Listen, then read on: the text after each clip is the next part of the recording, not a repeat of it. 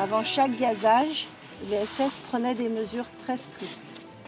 Le crématoire était cerné d'un cordon de SS et leurs hommes occupaient la cour en grand nombre avec des chiens et des mitrailleuses.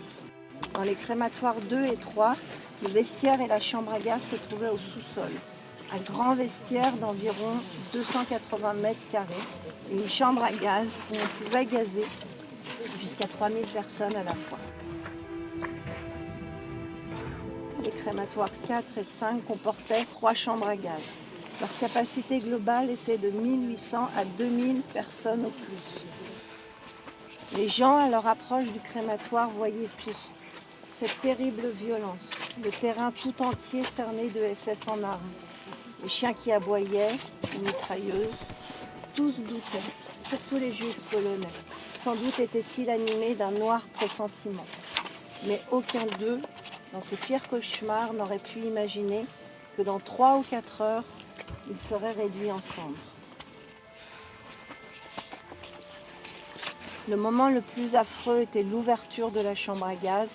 Cette vision insoutenable, les gens pressés comme du basalte, blocs compacts de pierre, comme ils s'écroulaient hors des chambres à gaz.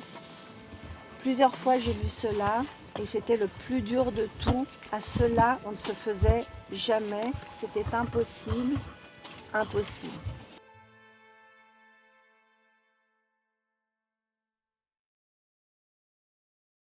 C'est un degré de barbarie inouï. On n'arrive pas à réaliser que des êtres humains aient pu perdre leur humanité à ce point, en fait. Comment un humain peut être autant inhumain? Je pense que l'humain est humain au contraire parce qu'il fait des erreurs, il fait des immondices, mais on essaye quand même d'avancer dans le futur pour ne plus reproduire des erreurs comme ça. Et donc c'est pour ça que moi je crois toujours en l'humanité.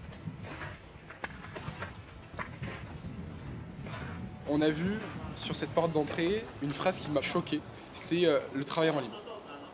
Alors qu'on sait très bien que derrière, ces personnes-là, elles seront très sûrement gazées. Ça m'a pris aux tripes. Hein. On parle de liberté dans un endroit où la liberté n'avait aucun sens. On a vu les cheveux de ces enfants-là de nos propres yeux. On a vu leurs vêtements, on a vu leurs chaussures, on a vu là où est-ce qu'ils dormaient. C'est le poids de l'histoire, le poids de la mémoire d'un génocide, le poids de l'horreur qui s'abat sur nous. Ceux qui ne connaissent pas leur passé sont condamnés à le répéter.